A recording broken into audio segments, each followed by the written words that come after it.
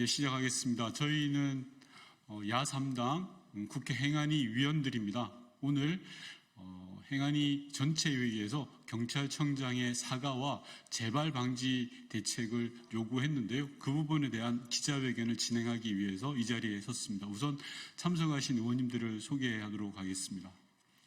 최연일 의원님 참석하셨습니다. 모경종 의원님 참석하셨습니다. 이광희 의원님 참석하셨습니다. 양부남 의원님 참석하셨습니다. 박정현 의원님 참석하셨습니다.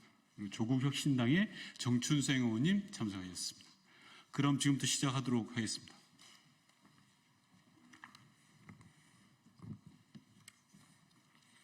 네, 추가로 이해식 의원님 참석하셨습니다. 알맹이 없는 대통령 사과의 본심은 결국 공권력을 동원한 국민의 기본권 탄압입니까? 지난 주말 서울 도심에서 벌어진 일들은 2024년 윤석열 정부 아래에서 대한민국의 민주주의가 후퇴하고 있음을 명확하게 보여줬습니다. 대통령은 국민 앞에서 사과의 내용조차 모르는 사과를 한다고 했지만 대통령의 사과 직후 첫 주말 집회에서 보여진 공권력의 모습은 대통령 사과가 거짓쇼임을 스스로 입증했습니다. 평화로운 집회 시위에서 충돌을 유발하고 온갖 진압 장비로 무장한 경비대를 투입시켜 공포 분위기를 조성하고 심지어 11명의 집회 참가자를 연행해 그중 6명에 대해 구속영장을 청구하고 현역 국회의원까지 목덜미를 잡아 폭력을 행사했습니다. 지난 9일 밤 민주화 이후 처음으로 국립대학인 부경대 캠퍼스에는 경찰력이 투입되기도 했습니다.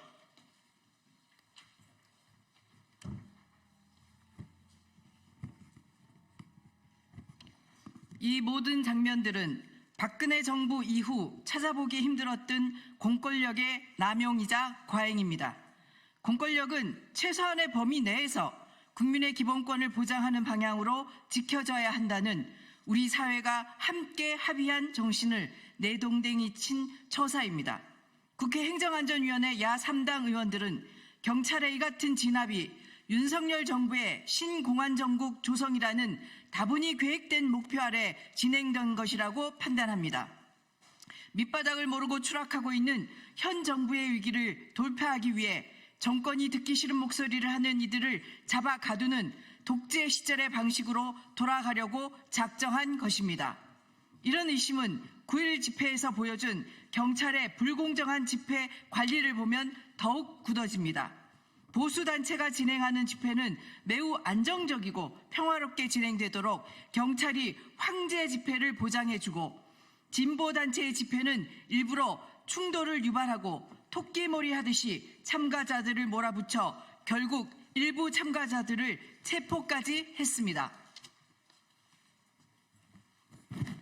이것이 윤석열 정부가 말하는 공정입니까? 아무리 내 편에게만 관대한 정부라지만 최소한의 염치도 내던져 버린 것입니다.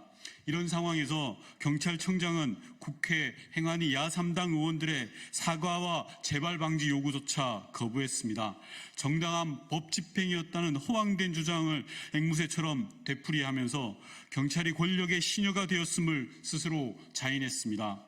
이에 국회 행안위 야3당 의원들은 경찰청장의 진심 어린 사과와 재발 방지 대책을 다시 한번 촉구합니다.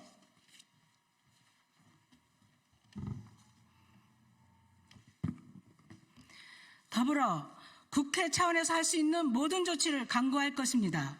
2025년 예산 심사만큼이나 중요한 것이 국민의 기본권이고 국민 없이 정부도 없기 때문입니다.